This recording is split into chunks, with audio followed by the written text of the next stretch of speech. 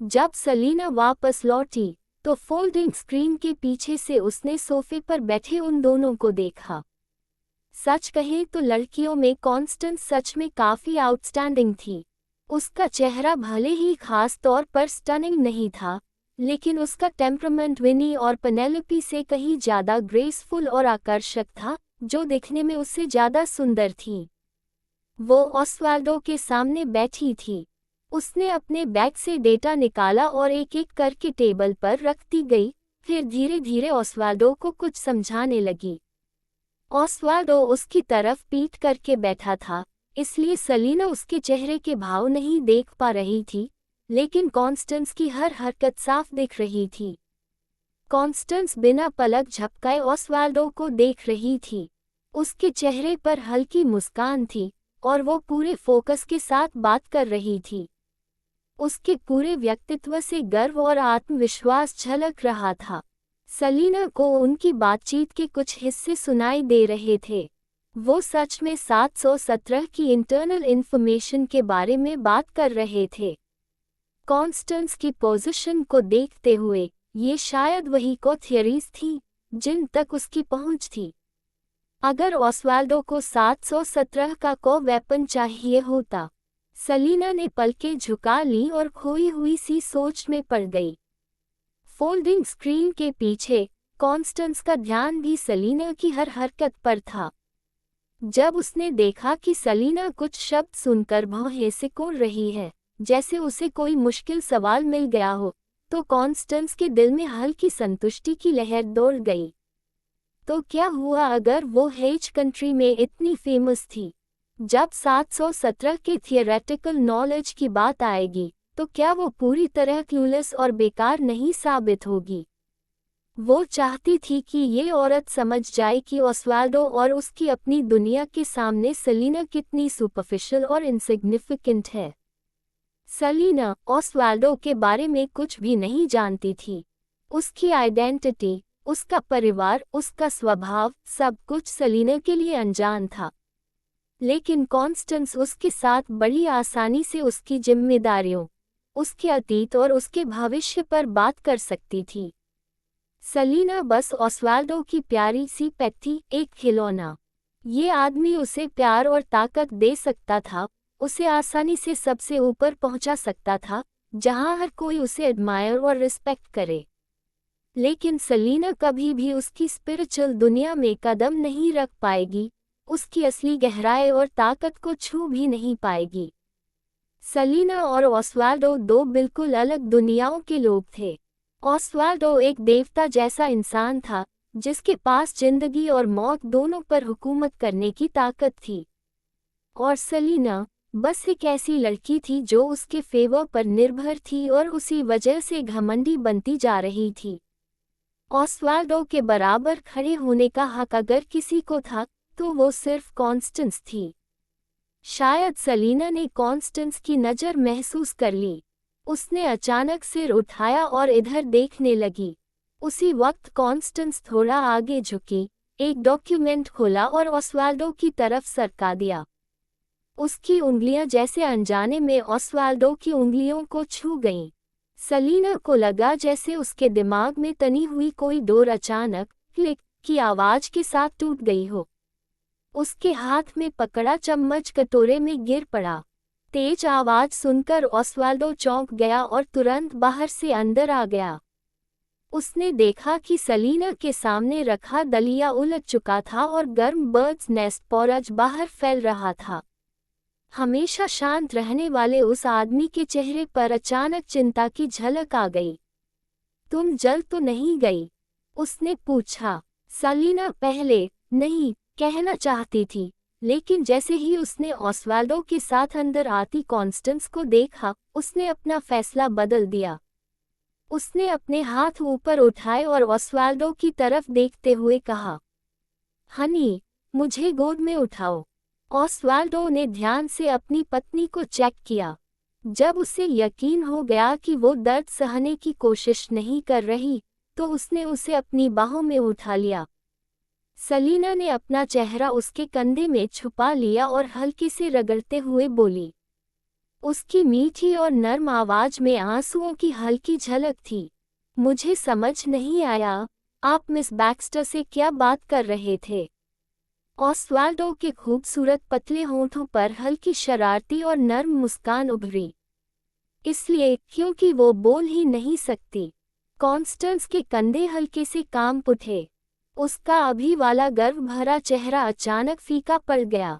सलीना ने नखरे करते हुए कहा, मुझे अब कुछ भी नहीं सुनना।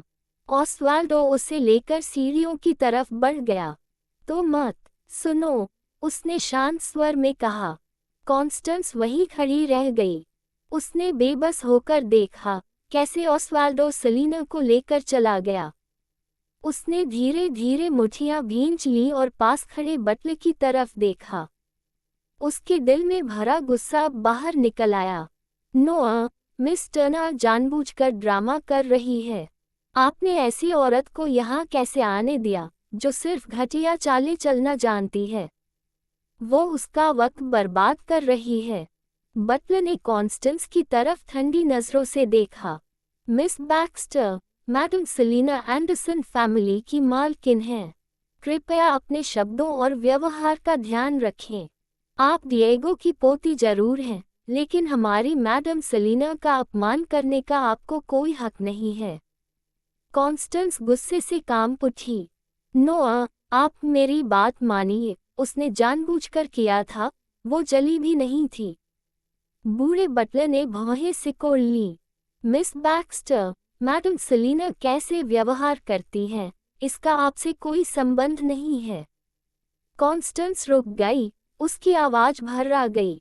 लेकिन बस, मिस बैक्स्टर, कल रात आपने मैडम सेलिना के साथ जो व्यवहार किया, उससे हमारे यंग मास्टर पहले ही नाराज हैं। बेहतर होगा कि आप अब चली जाएं। कॉन्स्टेंस के अंदर घुटन और बढ़ गई। सेलिना साफ साफ नाटक कर रही थी, वो सब समझ रही थी। फिर भी ऑस्वाल्डो क्यों नहीं समझ पा रहा था? वो कैसे हार सकती थी ऐसी औरत से, जो पब्लिक में खुद को संभाल भी नहीं सकती। ऑस्वाल्डो सेलिना को उठाकर उनके कमरे में ले गया और उसे बेड पर लिटा दिया। भले ही वो जली हुई नहीं लग रही थी, लेकिन उसने सिर से पैर तक ध्यान से जांच की। जब उसे पूरी तरह यकीन हो गया कि वो ठीक है, तब जाकर उसने राहत की सांस ली। उसने अपनी लंबी उंगलियों से उसके बालों को हल्के से छुआ। क्या हुआ? सेलिना ने अपने खूबसूरत आंखों को हाथों से ढक लिया और थोड़ा गिल्टी होकर उसकी तरफ देखा। ऑस्वाल्डो, असल में मैं। ऑस्वाल्डो ने उसके हाथ चेहरे से हटाए और मुस्कुराते हुए पूछा, क्या तुम खुश हो? सेलिना के चेहरे पर हल्की शर्म और ग्लानि झलक गई। वो मुस्कुराते हुए बोली, मेरा आपको धोखा देने का इरादा नहीं था, लेकिन कुछ पल सोचने के बाद उसने कहा, ऑस्वाल्डो, अगर आपको फिजिक्स के बारे में कुछ जानना है, तो आप मुझसे सीधे पूछ सकते हैं। मुझे मिस बैक्स्टर से ज़्यादा पता है। अगर ऑस्वाल्डो सच में 717 के बारे में जानना चाहता था, तो वो खुद उसे सब बता सकती थी, किसी और पर निर्भर होने की जरूरत नहीं थी। ये आदमी उसके लिए इतना अच्छा था कि उसके लिए ऐसा कुछ नहीं था जो वो न कर सके। कॉन्स्टेंस से पुरानी जानकारी सुनने देने के बजाय वो खुद उसे सबसे एडवांस थियरीज बताना ज़्यादा पसंद करेगी। आदमी ने अपनी पत्नी को उम्मीद भरी नज़रों से देखा और हल्के से मुस्कुराया। क्या तुम सच में मुझे सब कुछ बताओगी? सेलिना ने सिर हिलाकर उसे भरोसा दिलाया कि वो झूठ नहीं बोल रही थी। उसने तो उसे सेक्रेड पर्ल तक दे दिया, फिर ऐसा क्या है जो वो उसे नहीं दे सकती? ऑस्वाल्डो ने उस मासूम चेहरे वाली लड़की को देखा और हल्की, धीमी हंसी हंसी। उसकी शैतानी काली आंखें उसी पर टिकी थीं। क्या तुम मुझे बता सकती हो, तुम असल में कौन हो? उस आदमी की नर्म लेकिन रहस्यमयी आवाज सेलिना के कानों में किसी बिजली की तरह गूंजी। उसका सबसे गहरा राज अचानक उजागर हो गया, उसके अंदर छुपी नाजुक और दर्दनाक सच्चाई सामने आ गई। वो खुद को घबराने से रोक नहीं पाई। सलीना के चेहरे पर हल्की बेचैनी देखकर ऑस्वाल्डो की भौहें सिकुड़ गईं। उसे एहसास हुआ कि उसने उसे डरा दिया है। डरो मत, उसने उसका हाथ पकड़ते हुए उसके माथे को हल्के से चूमा। सलीना, मैं तुम्हें कभी नुकसान नहीं पहुंचाऊंगा। सलीना की पलकों में हल्की कंपकंपी दौड़ गई। ऑस्वाल्डो के इस सवाल से शायद ये साफ हो गया था कि उसे शक हो चुका है कि वो असली सलीना नहीं है। लेकिन क्या वो ये स्वीकार कर पाएगा कि वो एक मरी हुई इंसान है और उसका अपना देश, उसकी नफरत, अंडरग्राउंड सिटी और टर्नर फैमिली से जुड़ा खून का कर्ज? उसने अभी तक फैसला नहीं किया था कि वो ये सब उसे बताए या नहीं। सलीना ने अपने होंठ काटे और अपनी घुंघराली पलकों को झुका लिया। ऑस्वाल्डो की गहरी नजरें उसे ध्यान से देख रही थीं। उसने धीरे से उसे हौसला दिया। सलीना, तुमने कहा था, कैपिटल का मामला खत्म होने के बाद तुम मुझे सब बताओगी। कुछ पल की खामोशी के बाद सलीना ने सिर उठाया और ऑस्वाल्डो की मोहक आंखों में देखा। उसने हिम्मत जुटाकर कहा, मैं अपनी बात से पीछे नहीं हटूंगी। ये आदमी उसे पसंद करता था, उसका ख्याल रखता था। भविष्य में वो साथ रहे या ना रहे, लेकिन उसे उसके बारे में सब जानने का हक था। ऑस्वाल्डो मुस्कुराया और उसे अपनी बाहों में भर लिया। उसके पतले होंठ उसके कान के पास छूते हुए उसने हंसकर कहा, तुम छोटी शैतान, अभी भी मुझसे छुप रही हो। सलीना तुरंत लाल पड़ गई। उसे गिल्ट महसूस हुआ। अब मैं कुछ नहीं छुपाऊंगी। ऑस्वाल्डो ने उसे चूमा और उसके होंठों पर एक नर्म लेकिन खतरनाक मुस्कान उभरी। तो तय रहा, एंडरसन फैमिली टर्नर फैमिली के पास रिश्ता लेकर जाएगी। सलीना चुप रही। 10 मिनट बाद ऑस्वाल्डो सीढ़ियों से नीचे उतरा। कॉन्स्टेंस ने बटलर की बात नहीं मानी थी और अभी भी हॉल में उसका इंतजार कर रही थी। जैसे ही उसने ऑस्वाल्डो को देखा, उसकी नज़र उसके चेहरे पर टिक गई और वो नर्म मुस्कान के साथ बोली, ऑस्वाल्डो, चलिए हम बात आगे जारी रखते हैं। ऑस्वाल्डो ने उसकी तरफ देखा तक नहीं। उसकी आवाज़ ठंडी और खतरनाक थी। अगर ये दोबारा हुआ, तो मैं तुम्हारा हाथ काट दूंगा। इतना कहकर वो कॉन्स्टेंस के पास से निकल गया और सीधे किचन की तरफ चला गया। कॉन्स्टेंस वहीं खड़ी रह गई। उसका चेहरा पीला पड़ गया। आंखों में आंसू भर आए और उसने अपने होंठ जोर से भींच लिए। उसने अपनी जलन और नफरत को दबाया, अपना सामान समेटा और विला से बाहर निकल गई। गेट के बाहर एक चमचमाती लाल फरारी अभी अभी आकर रुकी थी। लूक कार से उतरा। सुबह सुबह कॉन्स्टेंस को विला से निकलते देखकर वो भौहें चढ़ाकर उसे देखने लगा।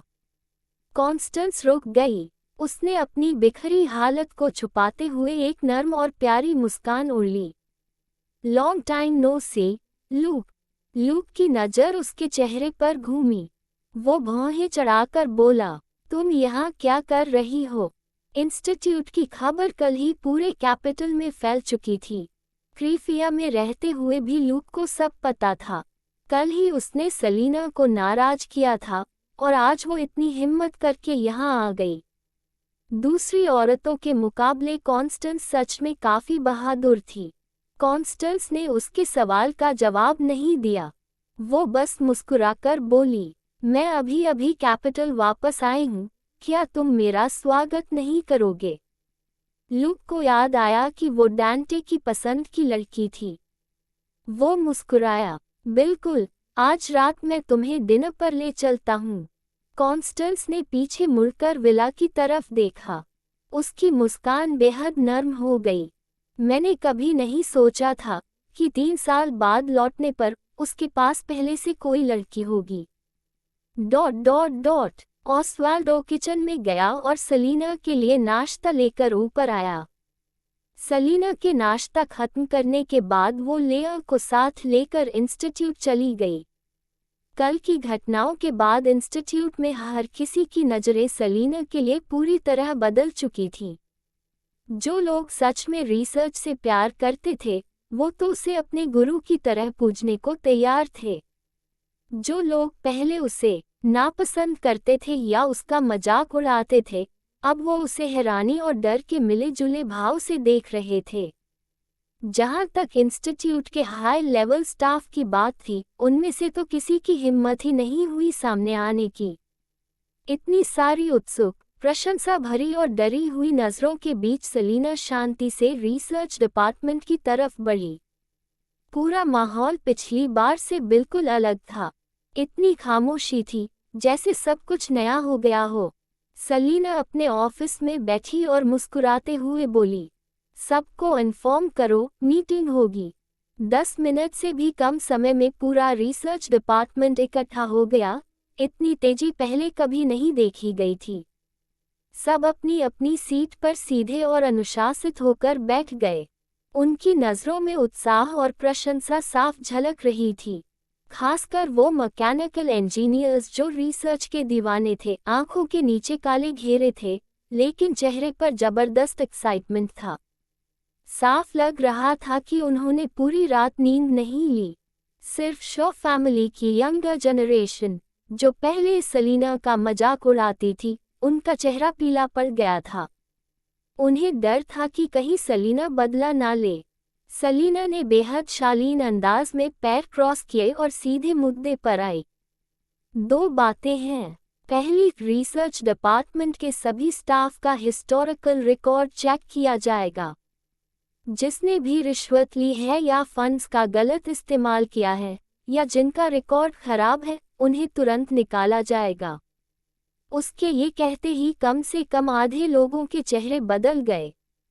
उन्हें सेलिना का सख्त और दबदबे वाला अंदाज याद था, लेकिन फिर भी किसी की हिम्मत नहीं हुई विरोध करने की। लेकिन जो लोग सच में रिसर्च से प्यार करते थे, उन्हें इससे कोई फर्क नहीं पड़ा। उनकी नज़रें बस सेलिना पर टिकी रहीं। सेलिना ने हल्के से पलकें उठाई और मुस्कुराई। दूसरी बात, जो डिजाइन्स मैंने कल बनाए थे, वो आज से ऑफिशियली लॉन्च किए जा रहे हैं। रिसर्च डिपार्टमेंट का हर सदस्य इसमें हिस्सा ले सकता है। अगर कुछ समझ नहीं आए, तो अभी मुझसे पूछ सकते हैं। सेलिना के बोलते ही लगभग अगले ही पल मैकेनिकल इंजीनियर्स का पूरा ग्रुप तेजी से खड़ा हो गया। मिस्टर टर्नर, मेरे पास कई सवाल हैं। आपने इस एंगल को रिकॉइल के साथ कैसे मर्ज किया? मिस, मुझे कई हिस्से समझ नहीं आए। सेलिना ने एक व्हाइट बोर्ड मार्कर उठाया और आराम से ब्लैकबोर्ड की तरफ चल दी। जैसे ही सबने उसकी हरकत देखी, कमरे का माहौल अचानक शांत हो गया। फिर मैकेनिकल इंजीनियर्स का ग्रुप बेहद अनुशासन से बैठ गया, अपनी नोटबुक और पेन निकाले और बिल्कुल स्कूल के बच्चों की तरह बारी बारी से सवाल पूछने लगा। सेलिना हर सवाल का धारा प्रवाह जवाब देती गई। कभी कभी वो हाथ उठाकर ब्लैकबोर्ड पर 2-3 फॉर्मूले लिख देती। शाम ढलने तक, अंधेरा होने तक, सेलिना रिसर्च डिपार्टमेंट से निकल ही नहीं पाए। बाहर आते ही लेया ने तुरंत उसे शहद वाला पानी पकड़ाया। सेलिना आज बहुत ज्यादा बोल चुकी थी और उसका गला थोड़ा बैठ गया था। लेया ने पहली बार देखा कि वैज्ञानिक कितने कमाल के हो सकते हैं। वो कई बार मैकेनिक्स के उस ग्रुप को उनके सवालों के बीच रोककर सेलिना को आराम करने ले जाना चाहती थी, लेकिन उन बुजुर्ग लोगों की आंखों में भरी जिज्ञासा देखकर उसका दिल नहीं माना। ऊपर से सेलिना खुद भी उस पूरे काम में बहुत इंटरेस्टेड लग रही थी। लेया ने पहले कभी सेलिना को किसी चीज में इतना डूबकर दिलचस्पी लेते नहीं देखा था। सेलिना कार में बैठ गई। लेया धीरे से बोली, मैडम सेलिना, यंग मास्टर का अभी कॉल आया था। उन्होंने कहा है कि वो आज रात एंडरसन फैमिली वापस जा रहे हैं और उन्होंने आपको अच्छे से आराम करने को कहा है। सेलिना ने आंखें खोलीं। फिजिक्स समझाते समय उसे बिल्कुल थकान महसूस नहीं हुई थी, लेकिन अब शरीर में छिपी हुई थकान अचानक उभर आई। एंडरसन फैमिली टर्नर फैमिली के पास शादी का रिश्ता लेकर जाने वाली थी और इसमें सू फैमिली भी शामिल थी। ऑस्वाल्डो का व्यस्त होना बिल्कुल नॉर्मल था। सलीना हल्की मुस्कान के साथ बोली, चलो वापस चलते हैं। लेआ तुरंत कार घुमाकर विला की तरफ ले गई। रास्ते में सलीना को ब्लैक क्रो का फोन आया। उसने सिर्फ एक लाइन कही, कल कैपिटल यूनिवर्सिटी आना, और फिर कॉल काट दिया। सलीना हल्की कड़वी मुस्कान हंस दी। दूसरे लोग इसे ब्लैक क्रो का घमंड समझते, लेकिन सलीना जानती थी कि वो बच्चा बस समय बर्बाद करना पसंद नहीं करता। वो सिर्फ एक वायरस एक्सपर्ट था जो खुद को वायरस रिसर्च में डुबोकर रखना चाहता था। सलीना ने आराम से सीट पर सिर टिकाया और ब्लैक क्रो के फोन के पीछे की वजह सोचने लगी। अगर अंडरग्राउंड वायरस रिसर्च में कोई प्रोग्रेस हुई होती तो ब्लैक क्रो उसे सीधे बता देता, लेकिन उसने वायरस के बारे में कुछ नहीं कहा। इसका मतलब ये वायरस से जुड़ा मामला नहीं था।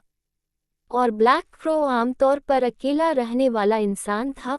वो कभी भी निजी मामलों के लिए किसी को परेशान नहीं करता था।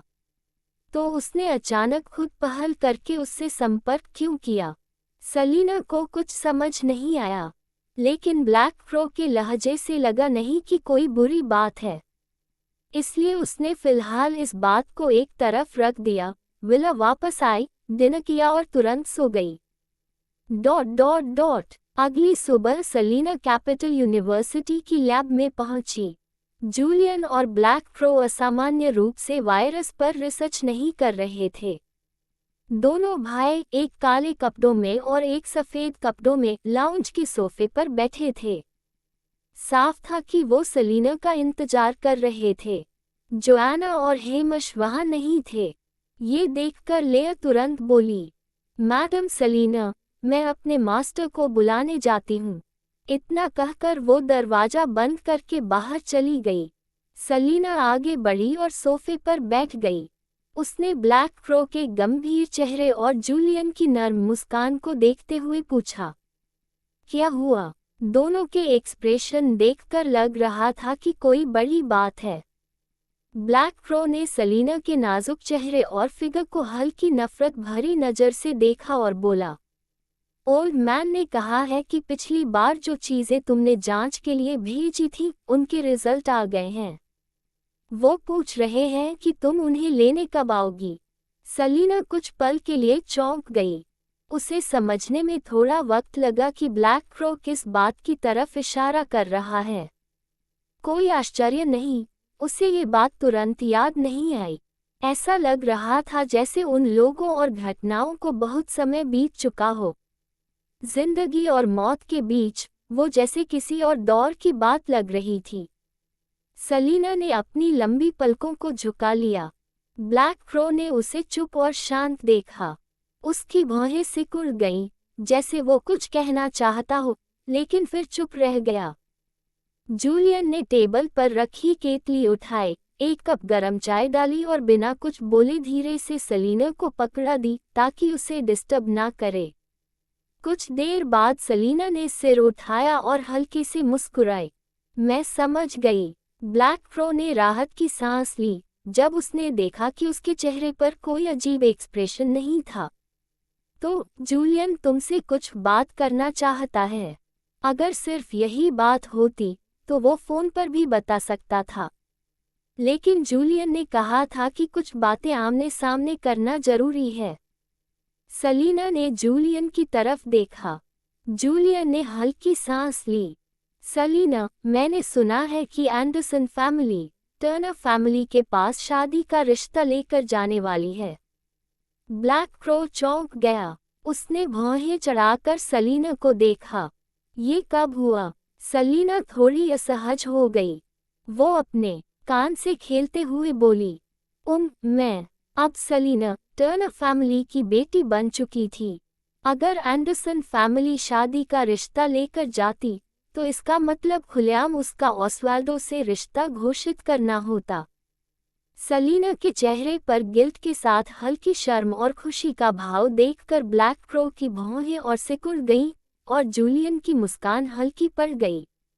ब्लैक क्रो कुछ कहने ही वाला था, लेकिन जूलियन ने उसे रोक दिया।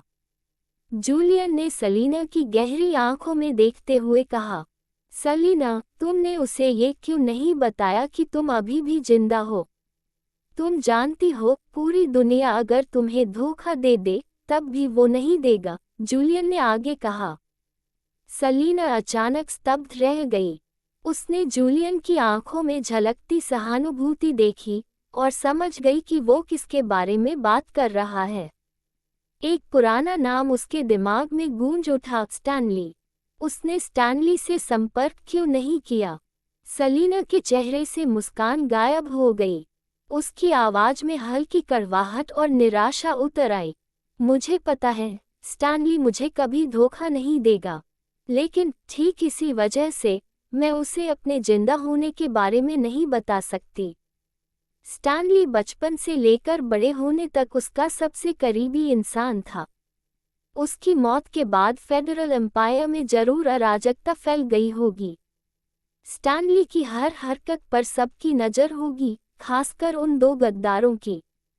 अगर उन्हें मौका मिला तो स्टैनली शायद उसी रास्ते पर चल पड़ेगा जिस पर वो चली थी, क्योंकि सब जानते थे स्टैनली सच जानने और उसका बदला लेने के लिए कुछ भी कर सकता है। और उसकी मौत से पहले ही स्टैनली बेहद खतरनाक स्थिति में था। अगर उसके जिंदा होने की जरा सी भी खबर बाहर जाती तो वो उसके लिए मौत का रास्ता बन जाता। और सच तो ये था कि पहले वाली ताकतवर सलीना सच में मर चुकी थी। अब जो सलीना थी वो वही भी थी और नहीं भी। ब्लैक क्रो और जूलियन ने असली सलीना को कभी देखा ही नहीं था, इसलिए वो उसके नए रूप को आसानी से स्वीकार कर पाए। लेकिन स्टैनली, जो उसके साथ बड़ा हुआ था, स्टैनली की मौजूदा स्थिति उससे भी ज्यादा खतरनाक थी, और शायद वो इतना व्यस्त था कि इन सब चीजों को संभाल भी नहीं पाता। इसलिए उससे संपर्क न करना ही सबसे अच्छा फैसला था। सलीना की इतनी तर्कपूर्ण बात सुनकर ब्लैक क्रो और जूलियन दोनों के चेहरे अजीब तरह से असहज हो गए। सलीना ने हर चीज के बारे में सोचा था, सिवाय स्टैनली के जज्बातों के।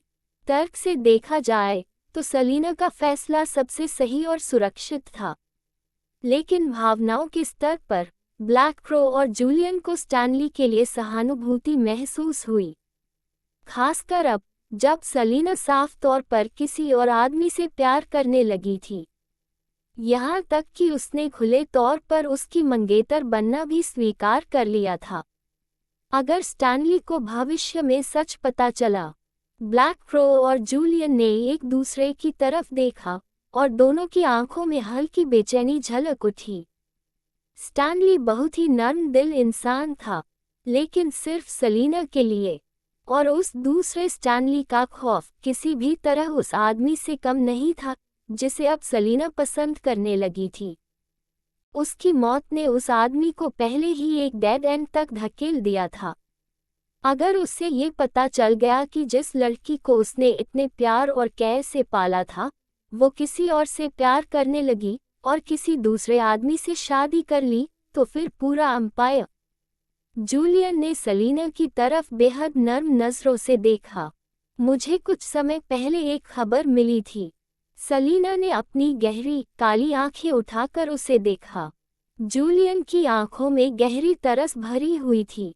उसने हल्की सी आह भरी। वो हर वक्त तुम्हें देखता रहा है, कभी तुमसे दूर नहीं गया। योर मैजेस्टी, उससे ये बात छुपाना अनफेयर है। सलीना वहीं की वहीं जम गई। जूलियन ने धीरे से उसके बालों पर हाथ फेरा, फिर खड़ा होकर बाहर चला गया।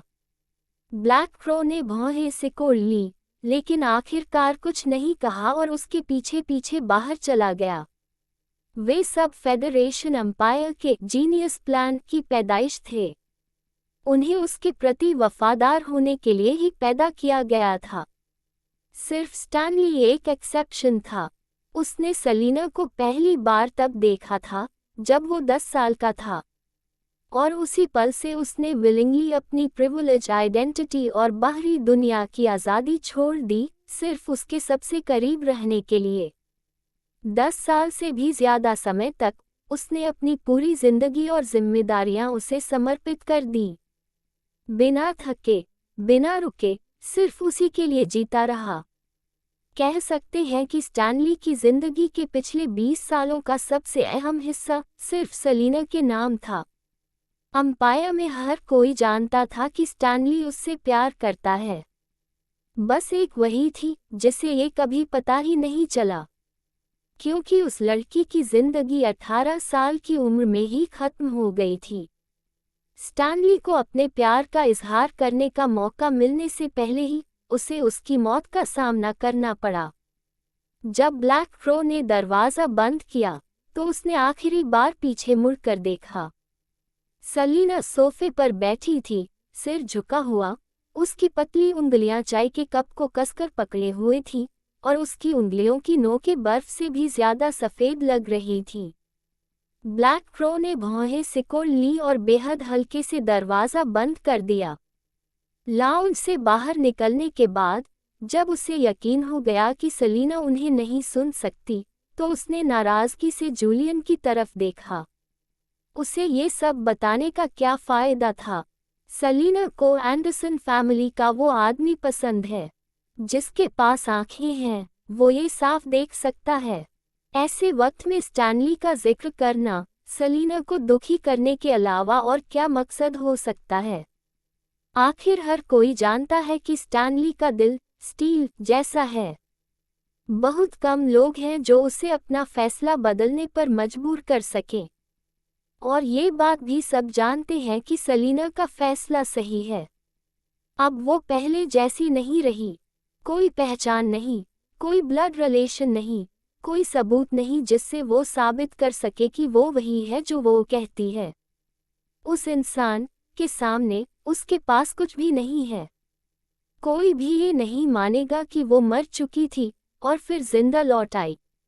एक बार उसका अस्तित्व सामने आ गया तो उसके पास सिर्फ एक ही रास्ता बचेगा, दोबारा मरना। जूलियन ने चिंतित नज़र से देखा और धीमी आवाज में कहा, उसका अस्तित्व ज्यादा दिन छुपा नहीं रहेगा।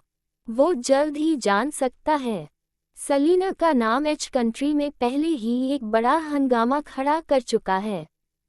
टर्नर फैमिली और अंडरग्राउंड सिटी से उसका जुड़ाव, और जैसे ही उसका नाम फेडरेशन तक पहुंचेगा, वो लोग उसे पूरी तरह मिस टर्नर के रूप में पहचान लेंगे।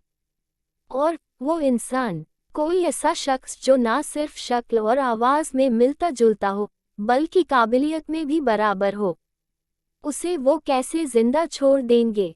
उस वक्त अंपायर में सिर्फ एक ही इंसान होगा जो सामने वाले को काबू में रख सके और बिना किसी स्वार्थ के उसकी हिफाजत कर सके। स्टैनली। जूलियन की नर्म आंखें अचानक गहरी हो गईं। ब्लैक क्रो थोड़ी देर चुप रहा, फिर उसका मतलब समझ आया और वो भौहें चढ़ा बैठा। वैसे, जूलियन ने अचानक सिर उठाया, क्या तुम उससे मिले हो? उसके बॉयफ्रेंड से? वो कैसा इंसान है? जूलियन अभी अभी राजधानी पहुंचा था और ऑस्वाल्डो से आमने सामने कभी नहीं मिला था। उसकी ज्यादातर जानकारी लैब विवाद में बड़े परिवारों के रवैये से आई थी। राजधानी के बड़े बड़े परिवार सिर्फ उसका नाम सुनकर डर जाते थे, और यही डर उसके आसपास न होने पर भी सेलिना की हिफाजत करता था। आखिर ऐसा कौन सा इंसान हो सकता है जिसका नाम ही लोगों को कांपने पर मजबूर कर दे? ब्लैक क्रो भी ऑस्वाल्डो से सिर्फ एक बार, वो भी जल्दबाजी में मिला था। उसे भी उसकी पूरी समझ नहीं थी, लेकिन वो बड़बड़ाया, सेलिना को भला कोई नॉर्मल इंसान कैसे पसंद आ सकता है? और ये कहकर चला गया। जूलियन थोड़ी देर के लिए ठिठका, फिर हंसा, सिर हिलाया और उसके पीछे चल दिया। स्टैनली की बात ने सेलिना के दिल की सबसे गिल्टी जगह को छू लिया था, इसलिए पूरा दिन उसका मूड खराब रहा। वो पूरे दिन लैब में काम में डूबी रही। रात में लेओ उसे जबरदस्ती छोटी सी विला तक वापस ले आई। सेलिना ने जैसे ही डिनर खत्म किया और ऑस्वाल्डो को कॉल करने ही वाली थी, तभी पैट्रिक बाहर से अंदर आया। इतनी रात को टर्नर फैमिली का कोई आदमी देखकर सेलिना चौंक गई। क्या हुआ? उसका पहला ख्याल यही था कि कहीं टर्नर फैमिली में कुछ बुरा तो नहीं हुआ। लेकिन दिल पर छाया बोझ हल्का हो गया। पैट्रिक ने उसके गंभीर चेहरे को देखा और हल्की सी आह भरी।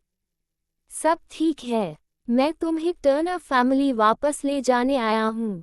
सलीना बहुत स्मार्ट थी, लेकिन सोशल रूल्स के मामले में वो लगभग एक ब्लैंक पेज जैसी थी।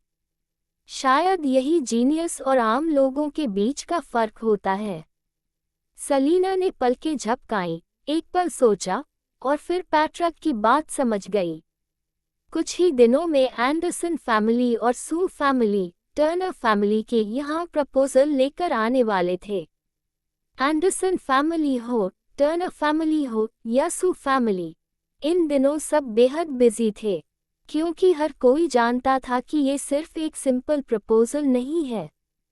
इसके पीछे 3 बड़े परिवारों की पावर स्ट्रगल छुपी हुई थी। राजधानी में शायद हर कोई चुपचाप अपनी साइड चुन रहा था। ऑस्वाल्डो भी इसी वजह से एंडरसन फैमिली लौट गया था, और पैट्रिक, वो भी बिल्कुल आइडल नहीं था।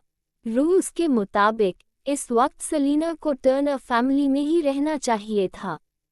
सलीना ने मुस्कुराकर कहा, थोड़ा वेट कीजिए, और ऊपर कपड़े बदलने चली गई।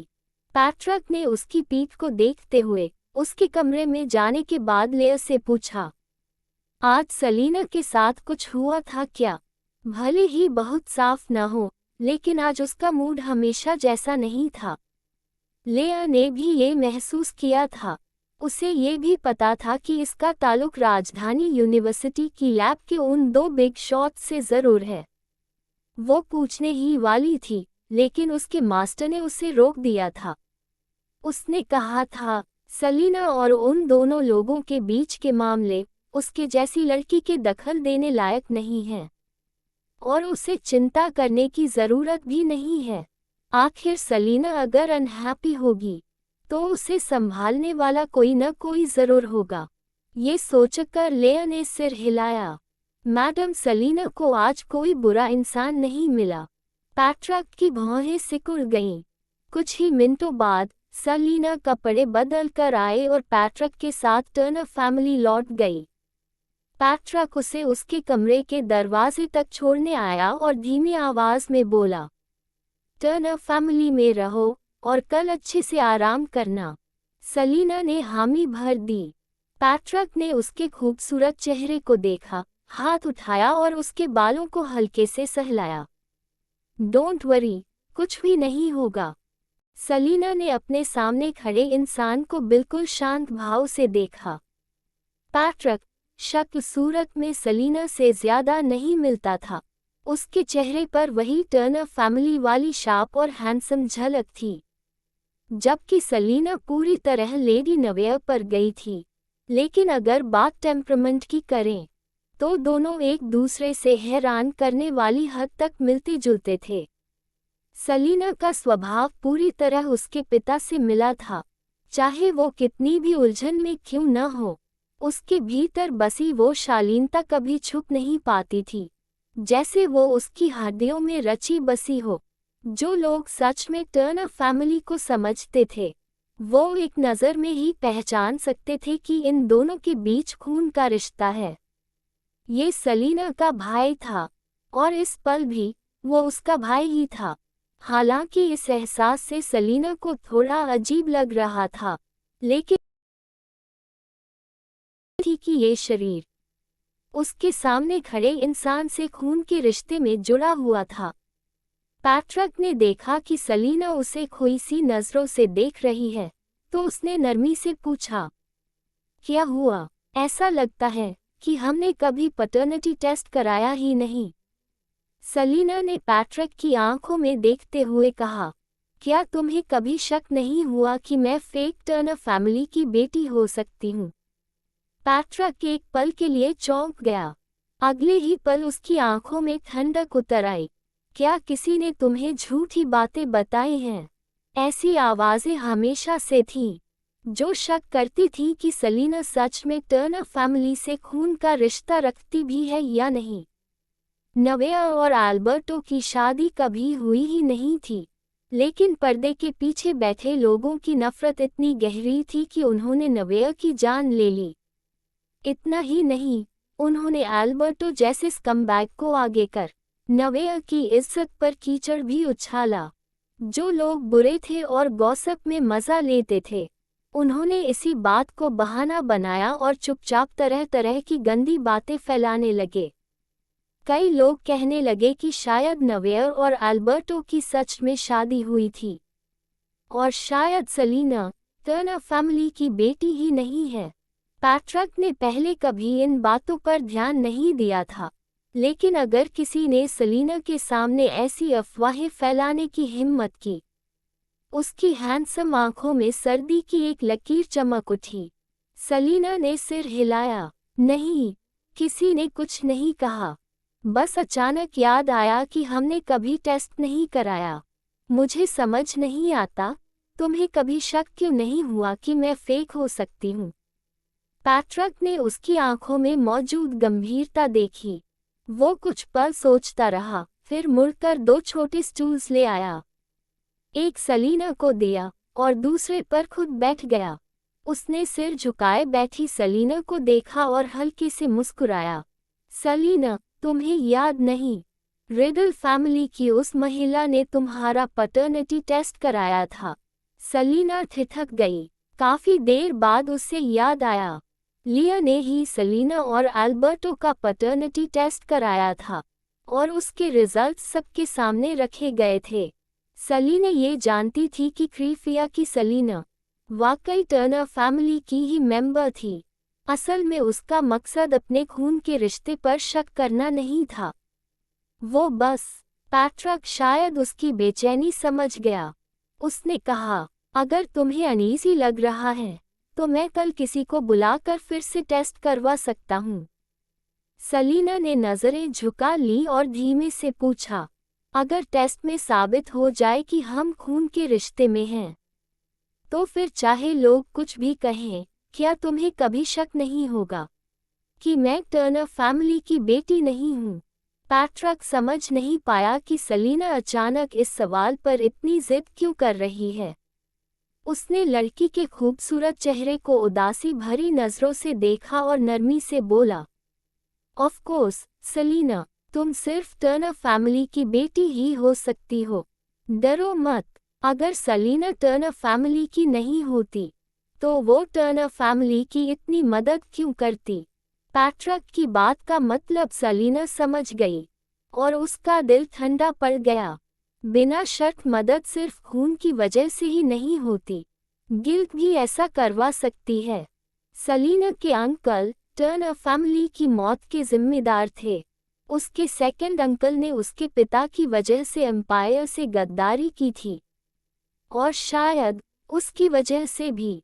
उसने उससे कहा था कि वो उसे 10 साल देगा, अगर इन 10 सालों में वो उसे वो दुनिया दिखा पाए जिसे वो देखना चाहता था, तो वो अपनी सारी एम्बिशन और नफरत खुद खत्म कर देगा। अगर वो नाकाम रही, तो वो अपने तरीकों से रियलिटी बदल देगा। लेकिन ये समझौता हमेशा नहीं चला। जब वो 10 साल की थी, उसने एम्पायर से गद्दारी कर दी। जब वो 13 साल की हुई, अंडरग्राउंड सिटी का हादसा हुआ। टर्नर फैमिली तबाह हो गई, और उसी ने अपने हाथों से उसका सिर काटा।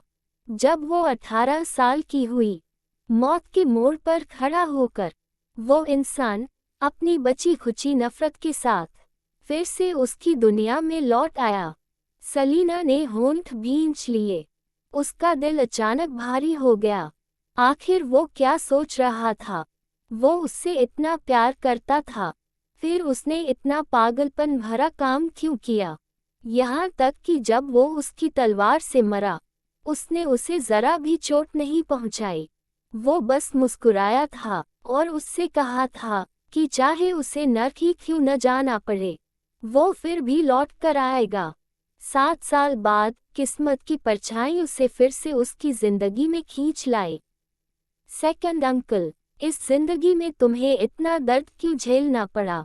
सेलिना उस आदमी की पागलपन भरी मायूसी नहीं समझ पाती, लेकिन उसके कर्मों ने न जाने कितने मासूम लोगों की जिंदगी और खुशियां तबाह कर दी थीं। इसलिए वो मरने का हकदार था। पैट्रिक ने सेलिना को देखा और उसके चेहरे पर अचानक छा गई घुटन को महसूस किया। उसे कुछ समझ आया और उसने पुकारा, सेलिना, मैं ठीक हूँ। सेलिना ने आंखें खोली और सामने खड़े आदमी को देखते हुए मुस्कुरा दी। बस ये सोच रही थी, अगर पैटर्निटी टेस्ट में ये साबित हो जाए कि हमारा खून का रिश्ता नहीं है और मैं टर्नर फैमिली की बेटी नहीं हूँ, तो फिर हमें क्या करना चाहिए? पैट्रिक सन रह गया। वो सेलिना के चेहरे को देखता रहा और समझ नहीं पाया कि वो इस सवाल से इतनी चिपकी क्यों हुई है। सेलिना टर्नर फैमिली की बेटी नहीं है, ये नामुमकिन था। वो नवेर जैसी दिखती थी और उसका स्वभाव पूरी तरह कैलम से मिला था। इसके अलावा सेलिना जो कुछ भी जानती थी वो लगभग वही था जो उसके माता पिता या टर्नर फैमिली ने उसे सिखाया था। नवेर देश विदेश में मशहूर परफ्यूमर थी। कैलम एक डॉक्टर थे। 20 साल बाद मेडिकल फील्ड में सेलिना के हाथों को सेकंड हैंड ऑफ गॉड कहा गया।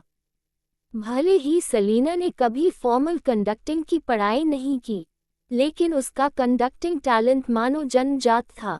टर्नर फैमिली रिसर्च इंस्टीट्यूट संभालती थी और सेलिना फायर आर्म्स डिज़ाइन में माहिर थी। वो 717 के फिजिक्स जीनियस से भी आगे निकल गई और राजधानी की सबसे ताकतवर फिजिसिस्ट बन गई। उसके पास मौजूद ये सारी काबिलियतें और ज्ञान किसी डिवाइन साइन की तरह थे, जो ये बताते थे कि सेलिना टर्नर फैमिली की बेटी के अलावा कुछ और हो ही नहीं सकती। अगर वो नहीं थी, तो फिर वो थी कौन?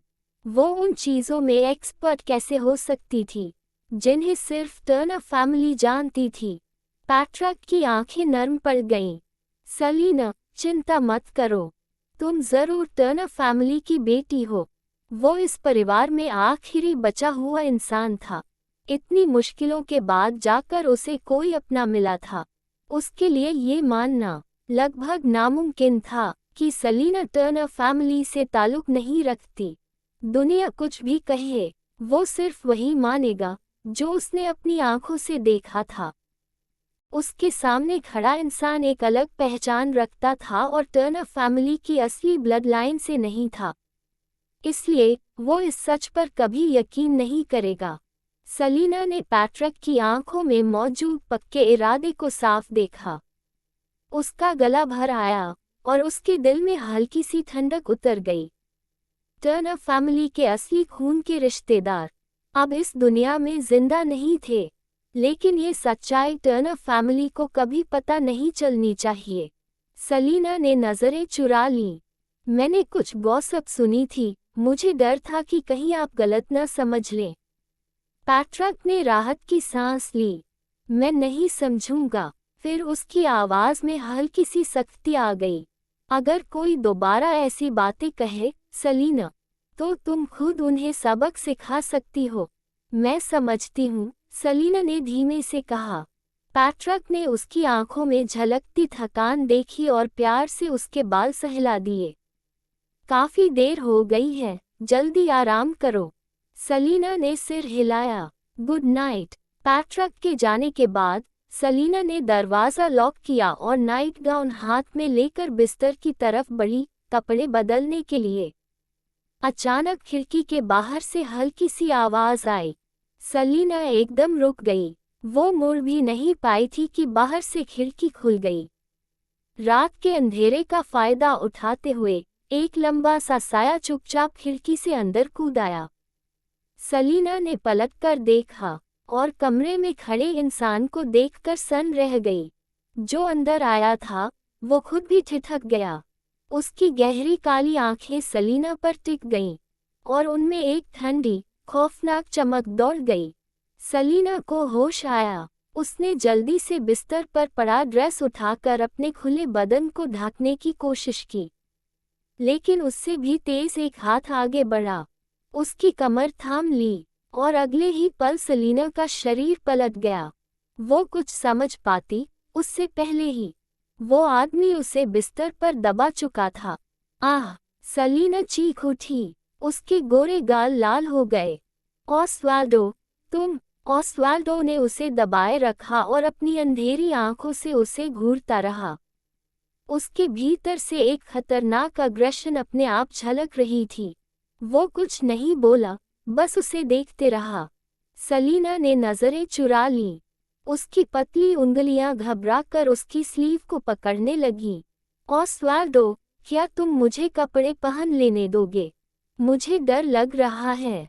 ऑस्वाल्डो ने ऊपर से नीचे तक उसे देखा। उसकी निगाहें लड़की के पतले, मुलायम शरीर पर इंच बाय इंच ठहरती चली गईं, जैसे उसकी नजरें किसी ठोस चीज में बदल गई हों। उसकी सांसों के नीचे सलीना अपने शरीर की प्रतिक्रिया पर काबू नहीं रख पाई और कांपने लगी। ऑस्वाल्डो ने ये सब साफ महसूस किया। कुछ पल बाद उसने नजरें झुका लीं, अपनी आंखों में उमड़ती चाह को दबाया, पास पड़ा कंबल उठाया और सलीना को उसमें लपेटकर अपनी बाहों में भर लिया। कवर मिलते ही सलीना ने राहत की सांस ली। ऑस्वाल्डो ने हल्के से उसका माथा सहलाया और धीमी, भारी हंसी हंसा। सलीना, मैं एक आदमी हूँ। सलीना का चेहरा और भी लाल हो गया। शायद इससे पहले किसी आदमी ने उसे इतनी ताकत और खतरे के साथ कभी नहीं छुआ था। कुछ पल के लिए तो उसकी धड़कनें भी अपनी रिदम भूल गईं। वो कुछ कहने ही वाली थी कि अचानक आदमी ने झुककर उसके सिर के पीछे हाथ रखा और उसके नाजुक, गुलाबी होंठों पर कब्जा कर लिया। सलीना की आंखें फैल गईं। उसने कसकर उसकी स्लीव पकड़ ली और अपनी जिंदगी के पहले असली किस को महसूस करने पर मजबूर हो गई। जब उसे सांस लेना मुश्किल हो गया, तब जाकर उसने उसे छोड़ा और हल्की सी अफसोस भरी आह भरी। उसने झुककर अपने पतले होंठ उसके कान के पास रखे। उसकी आवाज धीमी, भारी और भरोसे से भरी थी, जैसे गरम रेत की एक मुट्ठी। मैं तुम्हारे बड़ा होने का इंतजार करूंगा। सलीना सिर से पांव तक लाल हो गई। उसने चेहरा उसके सीने में छुपा लिया और हल्की सी शिकायत की, तुम मुझे बुली नहीं कर सकते। ऑस्वाल्डो हंसा। उसने प्यार से उसकी पतली पीठ थपथपाई, लड़की की बेचैनी को शांत करता हुआ। काफी देर बाद सलीना ने सिर उठाया और उस आदमी को देखा जो अब भी बहुत करीब था। तुम यहाँ क्यों आए? उसने अपनी भावनाएं संभालने की कोशिश की, लेकिन उसकी कांपती पलकें उसकी शर्म और घबराहट को छुपा नहीं पाईं। ऑस्वाल्डो ने उसकी आंखों में देखा। उसकी उंगलियां उसके होंठों को हल्के से छू गईं। सलीना, आज तुम खुश क्यों नहीं हो? सलीना ठिठक गई। तभी उसे समझ आया कि वो आदमी इतनी दूर से यहाँ क्यों आया था। स्टैनली के बारे में वो उसे कैसे बताए, वो नहीं जानती थी, लेकिन ऑस्वाल्डो की नज़रें नर्म थीं। उसने उसे हौसला दिया। सलीना, तुमने वादा किया था ना, अगर कुछ हुआ तो मुझे बताओगी। शायद आदमी की शांत लेकिन मजबूत आवाज के असर से सलीना ने सिर झुका लिया और उदास लहजे में बोलने लगी, मेरा एक अच्छा दोस्त है जिसके साथ मैं बड़ी हुई हूँ। मैं यहाँ हूँ और मैंने उसे कुछ नहीं बताया। वो परेशान होगा, दुखी होगा, टूट जाएगा लेकिन मैं। ऑस्वाल्डो की आंखों में एक खतरनाक चमक फिसल गई। उसकी पत्नी एक मायने में हमेशा बेहद रैशनल और कोल्ड हार्टेड रही थी। पिछले 1 साल में भी एच कंट्री में बहुत कम लोग थे जो उसकी भावनाओं को सच में हिला सके, और आज उसका ये हाल इस बात का सबूत था कि वो इंसान उसके लिए कितना अहम है, शायद उससे भी ज्यादा। ऑस्वाल्डो के पतले होंठों पर एक नर्म लेकिन खतरनाक मुस्कान उभरी। उसने सलीना की ठुड्डी पकड़कर उसका चेहरा ऊपर उठाया। सलीना की हल्की फैली आंखों के सामने उसने उसे प्यार से चूमा और कहा, कैपिटल के सारे मामले निपट जाने के बाद मैं तुम्हारे साथ चलूंगा, तुम्हारे दोस्त को ढूंढने। तब तक वो खुले तौर पर उसकी पत्नी बन चुकी होगी और फिर किसी को भी उससे मुकाबला करने का हक नहीं होगा। सलीना उन अंधेरी आंखों में देखते हुए एक अजीब सा डर महसूस कर रही थी, लेकिन उसके शब्दों का मतलब उसे खींच रहा था। तुम मेरे साथ चलोगे? उसे ढूंढने ऑस्वाल्डो मुस्कुराया। तुम्हारा हस्बैंड होकर अगर तुम घर जाना चाहो तो मैं तुम्हारे साथ क्यों नहीं चलूंगा? सेलिना का दिल बेकाबू होकर धड़कने लगा। ऑस्वाल्डो के साथ घर जाना, उसने कभी ऐसा सोचा ही नहीं था, लेकिन उसके ये शब्द सुनकर सेलिना को महसूस हुआ कि कल से, जब से ऑस्वाल्डो ने कहा था कि वो असली सेलिना नहीं है, तब से बहुत सी चीजें अपने पुराने रास्ते से फिसल चुकी हैं। ये बदलाव उसे सुकून भी दे रहा था और बेचैन भी कर रहा था। इन उलझी भावनाओं के बीच सेलिना तुरंत कोई जवाब नहीं दे पाई। उसने ऑस्वाल्डो की आंखों से नजरें चुरा लीं, उसे फिर से कसकर पकड़ लिया और फुसफुसाए, कैपिटल के मामले खत्म होने के बाद मैं तुम्हें बता दूंगी, ओके? जैसे उसके प्यार को अपनाना या न अपनाना, इस सवाल का जवाब भी वो अभी नहीं दे सकती थी। उसका जवाब इस आदमी का फ्यूचर तय करेगा और उसके कॉन्सिक्वेंसेस उसे अपनी पूरी जिंदगी से चुकाने होंगे। ऑस्वाल्डो ने उसकी आवाज में छुपी भारीपन और गंभीरता को महसूस किया। उसने हल्के से उसकी पीठ थपथपाई। सो जाओ, मैं यही हूँ। सेलिना ने आंखें बंद की और उसकी बाहों में धीरे धीरे सो। नीचे ग्राउंड फ्लोर पर पैट्रिक ने दीवार पर लगी घड़ी की तरफ नजर डाली। ऑस्वाल्डो अंदर गए हुए पूरे 10 मिनट हो चुके थे। बटलर पास में खड़ा था, चेहरे पर चिंता साफ झलक रही थी। यंग मास्टर, क्यों न आप मिस के कमरे का दरवाज़ा नॉक कर लें? हालांकि मैरिज सर्टिफिकेट मिल चुका था, लेकिन सेलिना अभी भी कम उम्र की थी और उनकी फॉर्मल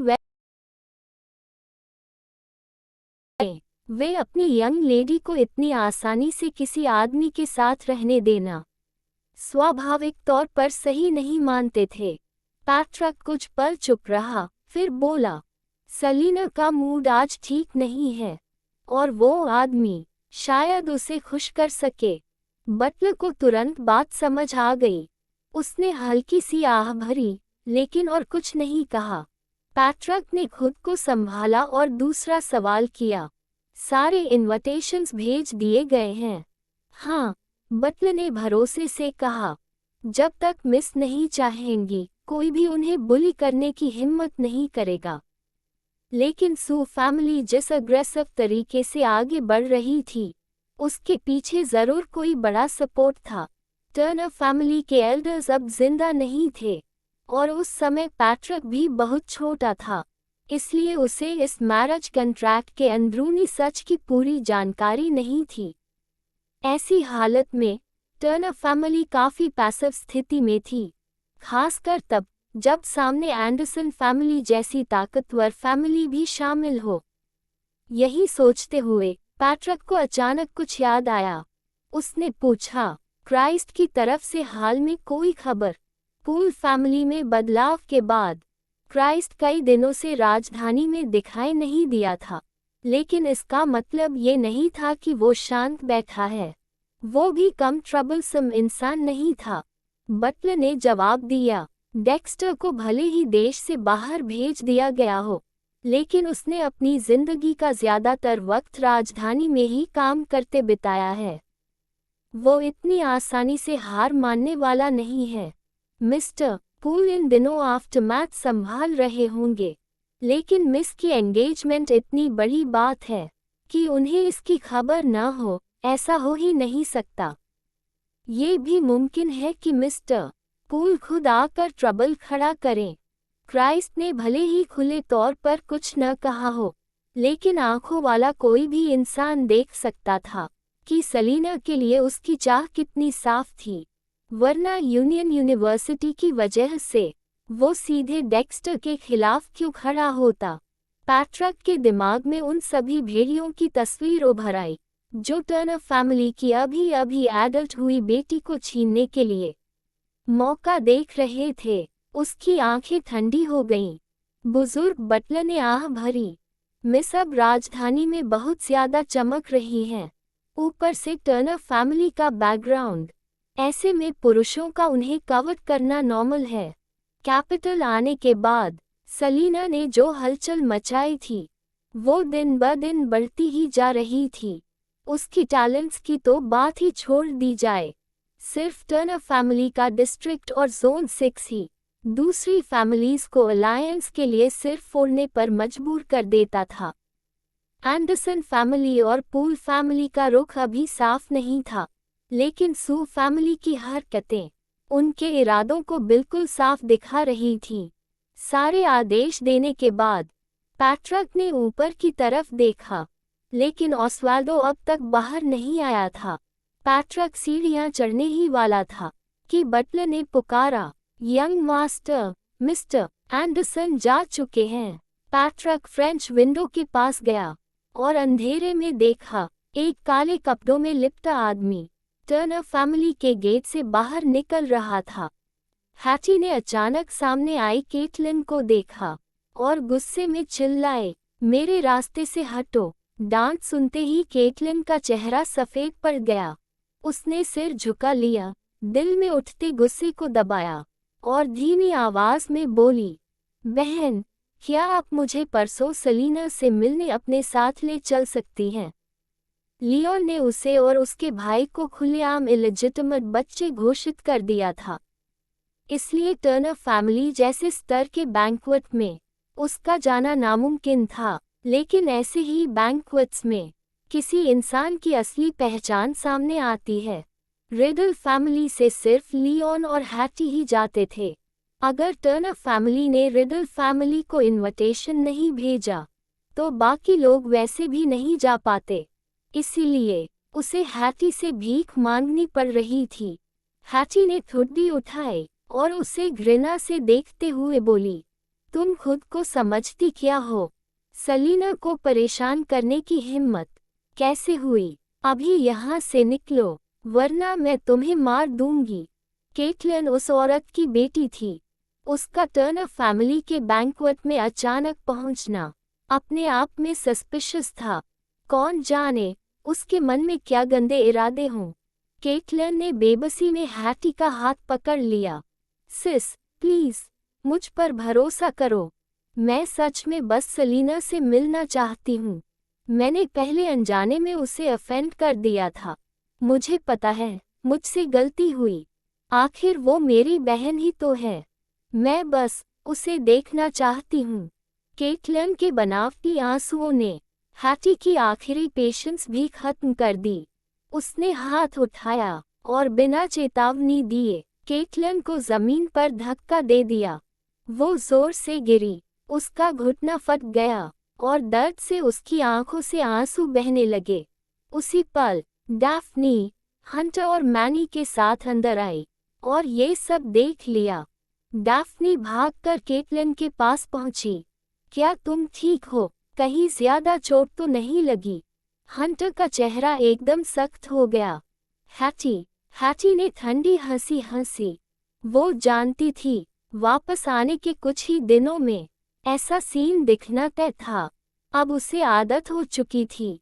हंटर के गुस्से के सामने उसके चेहरे पर जरा भी डर नहीं था, बल्कि उसने घमंड से कहा, इसे मुझसे दूर रखो वरना मैं जब भी इसे देखूंगी मारूंगी।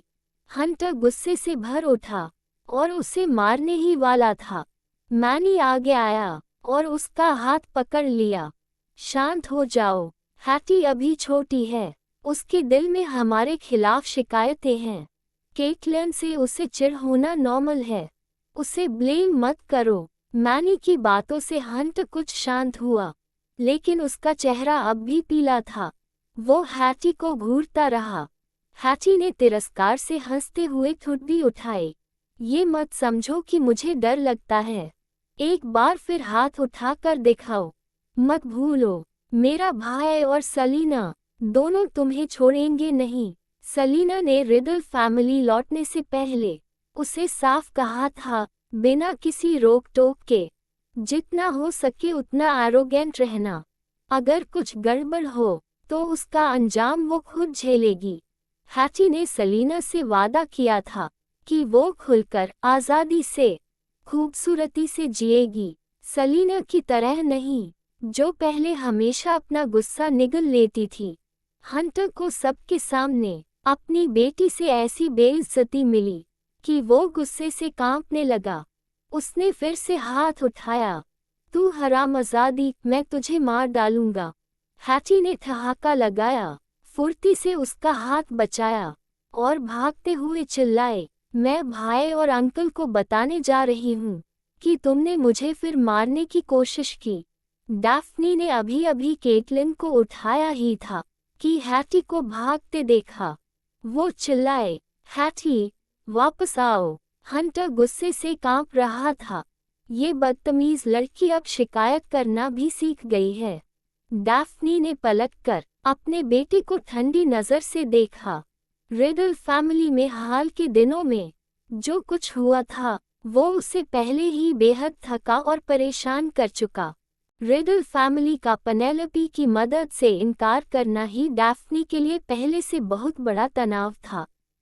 ऊपर से हाल के दिनों में लियोन और हैटी दोनों ही उसे इग्नोर कर रहे थे, जिससे डैफ्नी का दिल और ज्यादा बेचैन हो गया था। वो तुम्हारी बेटी है, तुम उस पर हाथ कैसे उठा सकते हो? डैफ्नी गुस्से से चीख पड़ी।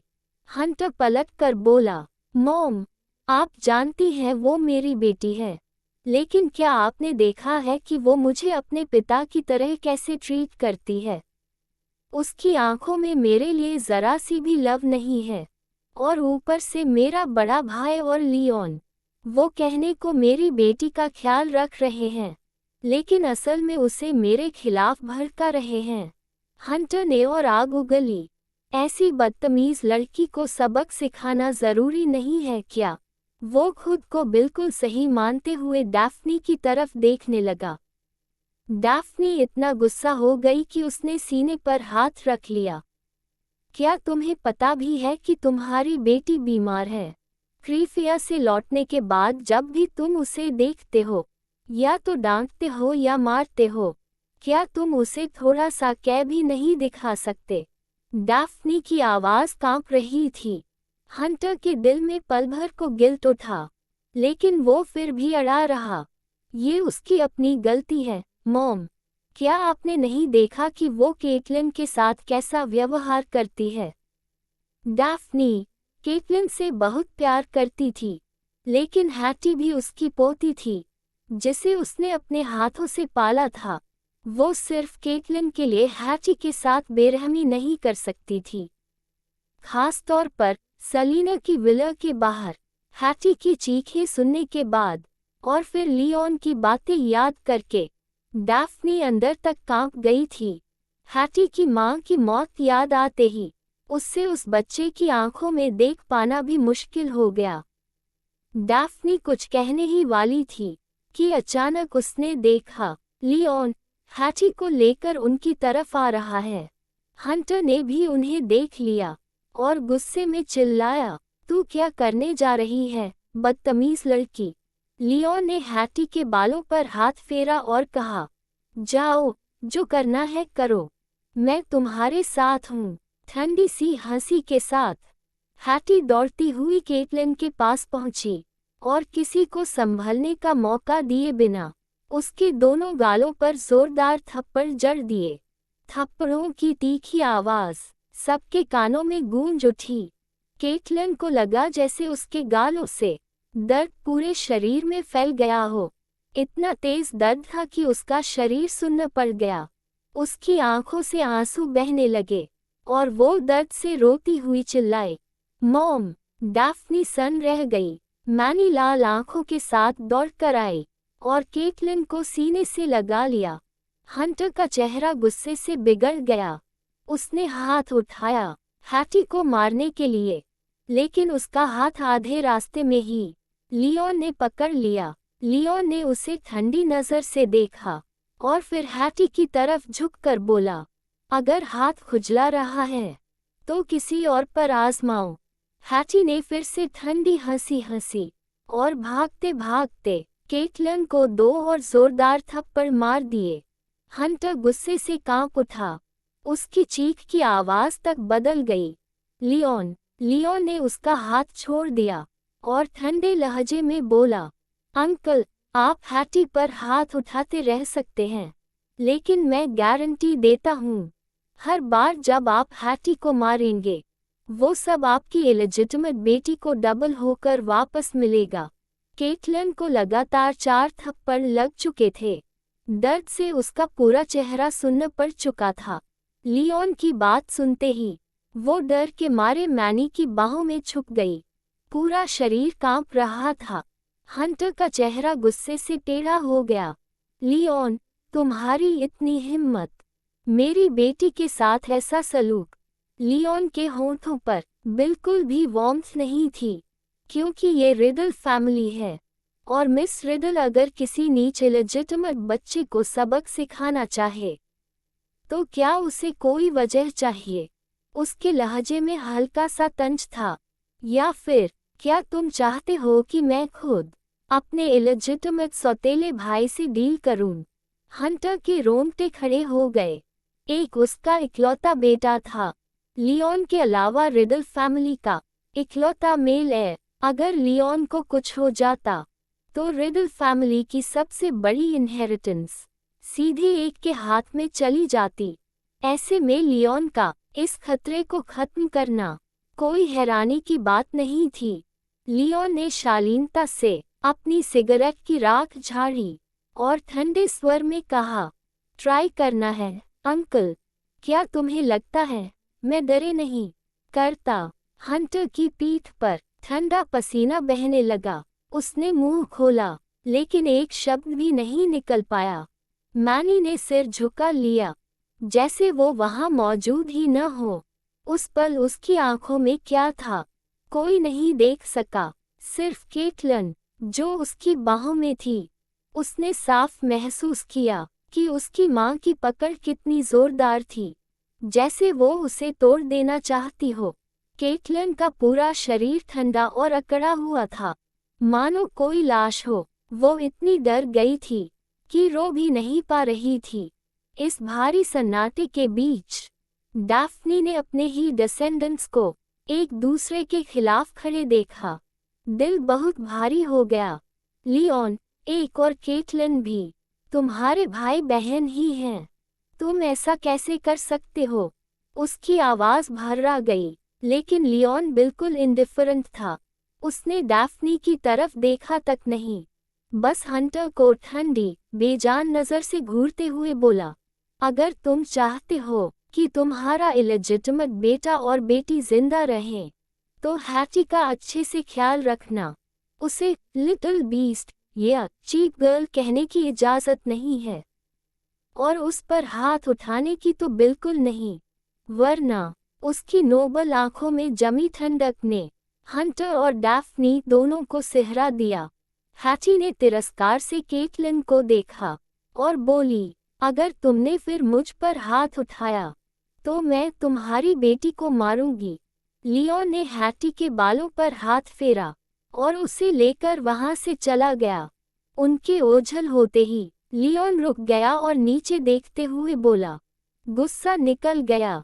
हैटी ने हल्की सी आवाज में हामी भरी और भौहें सिकोड़ते हुए बोली, ब्रदर, वो इलेजिटिमेट लड़की अभी मेरे पास आई थी, मुझसे कह रही थी कि मैं उसे टर्नर फैमिली के बैंक्वेट में ले चलूं। उसे अच्छे से पता है कि मैं उसे वहां कभी नहीं ले जाऊंगी, तो फिर मेरे पास आने की जरूरत ही क्या थी? लियोन की आंखों में हल्की सी चमक आई। टर्नर फैमिली के बैंक्वेट का इनविटेशन हर किसी के हाथ नहीं लगता था, हालांकि ये कोई पूरी तरह सीक्रेट भी नहीं था।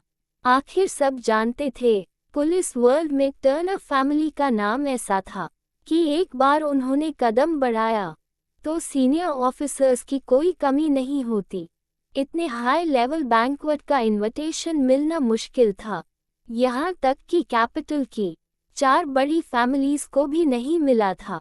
एंडरसन फैमिली की तो बात ही छोड़ो, अपनी बेटी को अबडक्ट करने की कोशिश के बाद उनका वहां दिखना इम्पॉसिबल था। पूल फैमिली को भी इनविटेशन नहीं मिल सकता था। यूनियन यूनिवर्सिटी वाले इंसिडेंट के बाद सब जानते थे कि क्राइस्ट के दिल में सलीना के लिए फीलिंग्स हैं। ऐसे में टर्नर फैमिली उन्हें बुलाने वाली नहीं थी। शॉ फैमिली और टर्नर फैमिली की दुश्मनी सबको पता थी, और रिडल फैमिली, उन्हें तो नेचुरली इनविटेशन नहीं मिला था। इसका मतलब साफ था, टर्नर फैमिली के बैंक्वेट में कम से कम आधे लोग बिन बुलाए ट्रबल मेकर्स होंगे। इतने सारे ट्रबलसम लोग एक जगह इकट्ठा हों तो भले ही उस औरत के इरादे गंदे हों, वो सलीना को नुकसान नहीं पहुंचा सकती थी। क्राइस्ट और एल्फी भले ही अच्छे इंसान न हों, लेकिन वो सलीना को हर्ट करना कभी नहीं चाहेंगे। सलीना की तुलना में ऑस्वाल्डो ज़्यादा आसानी से पब्लिक क्रिटिसिज्म का टारगेट बन सकता था। हैटी ने इस बारे में सोचा और उसे लगा कि लियोन की बातों में कुछ हद तक लॉजिक था, लेकिन वो इसे हल्के में भी नहीं ले सकती थी। मैं सलीना को कॉल करके उसे रिमाइंड कर दूंगी, उसने कहा। लियोन ने लड़की को भागते हुए देखा और 2 दिन बाद होने वाले टर्नर फैमिली के फीस्ट के बारे में सोचा। उसकी आंखें गहरी हो गईं। सलीना अभी सिर्फ 19 साल की थी। सामान्य हालात में पैट्रिक कभी भी अग्री नहीं करता। टर्नर फैमिली के पास प्रपोजल तो एंडरसन फैमिली या सू फैमिली की तरफ से आना चाहिए था। टर्नर फैमिली के स्वभाव को देखते हुए पैट्रिक कभी सलीना की शादी को किसी पर्पस के लिए इस्तेमाल नहीं करेगा, जब तक कि कोई बेहद मजबूत वजह न हो, और वो वजह साफ तौर पर सलीना की अपनी विशेष से जुड़ी हो। लियोन, जो खुद एक छोटी बहन का बड़ा भाई था, ने खुद को पैट्रिक की जगह रखकर सोचा, अगर 19 साल की उम्र में हैटी अचानक आकर उससे कहे कि बाहर कोई आदमी है जो उससे शादी का प्रपोजल देना चाहता है, तो लियोन का चेहरा तुरंत सख्त हो जाएगा और वो बिना वजह ही टर्नर फैमिली के लिए सिंपैथी महसूस करेगा। अगली सुबह सलीना की नींद खुली और उसने हैटी का भेजा हुआ मैसेज देखा। उस छोटी सी लड़की ने कुछ भी छुपाया नहीं था, सब कुछ साफ साफ लिख दिया था। मैसेज पढ़ने के बाद सलीना के होठों पर हल्की सी मुस्कान आ गई। आखिरकार हैटी उससे अलग थी। सलीना ने फ़ोन रख दिया, कपड़े बदले और ब्रेकफास्ट के लिए नीचे चली गई।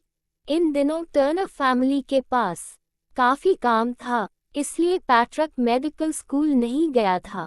जब उसने सलीना को सीढ़ियों से उतरते देखा तो उसने उसे ध्यान से देखा। ये कंफर्म होते ही कि लड़की का मूड नॉर्मल हो चुका है, उसे राहत मिली। गुड मॉर्निंग, सलीना ने मुस्कुराते हुए कहा। पैट्रिक भी मुस्कुराया और उसके लिए कुर्सी खींच दी। Good morning. ब्रेकफास्ट खत्म होने के बाद पैट्रिक अपने काम में लग गया और सलीना वापस अपने कमरे में पढ़ने चली गई। पूरा दिन शांति से गुजर गया और पलक झपकते ही आखिरकार टर्नर फैमिली के फीस्ट का दिन आ गया। सलीना ने रात को अच्छी नींद ली थी, शायद इसलिए क्योंकि वो आज होने वाले ऑस्वाल्डो के प्रपोजल के बारे में सोच रही थी। दिल में हल्की सी खुशी थी, लेकिन साथ ही एक अजीब सी उलझन भी।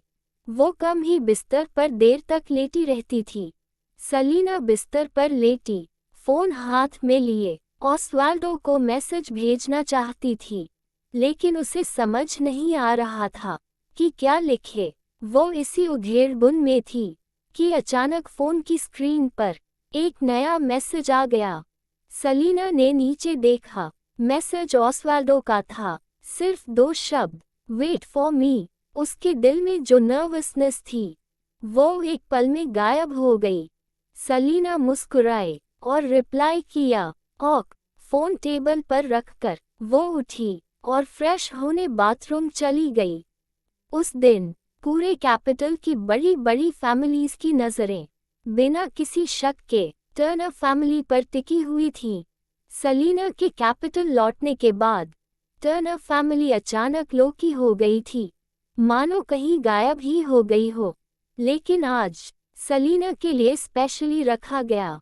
टर्नर फैमिली का बैंक्वेट 20 साल के लंबे अंतराल के बाद कैपिटल के लोगों को फिर से उस टर्नर फैमिली की शान दिखाने वाला था जो कभी कैपिटल की नंबर 1 फैमिली थी।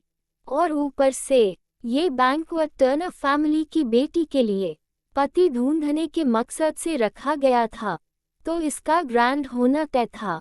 कैपिटल नाम और दौलत का एक विशाल अरेना था। इस सर्कल में स्ट्रॉन्ग पावर ही सब कुछ तय करती थी, चाहे टर्नर फैमिली की हिडन पोटेंशियल हो या सलीना का तेजी से उभरना। इन दोनों ने मिलकर टर्नर फैमिली को एक नए पीक की ओर धकेलना शुरू कर दिया था। टर्नर फैमिली ने बहुत ज्यादा इनविटेशंस नहीं भेजे थे। ज्यादातर इनविटेशंस 20 साल पहले के पुराने जान पहचान वालों को गए थे, लेकिन इससे कैपिटल की दूसरी फैमिलीज को ज्वाइन करने से कोई नहीं रोक सका। आखिर सब जानते थे आज यहाँ कई सीनियर पुलिस ऑफिसर्स मौजूद होंगे। इसके अलावा एंडरसन फैमिली, सू फैमिली, नया बदला हुआ पूल फैमिली और सलीना से खून के रिश्ते में जुड़ी रिडल फैमिली, सब के सब आने वाले थे। ऐसे पावरफुल लोगों से रिलेशनशिप बनाने का मौका छोड़ना बेहूदी होती। पिछली बार पेनेलोपी के बर्थडे की वजह से कई लोग टर्नर फैमिली के बैंक्वेट में नहीं आ पाए थे। इस बार टर्नर फैमिली ने अपने दरवाजे खोल दिए थे। लोग गिफ्ट्स तैयार करके सुबह सुबह ही पहुंचने लगे।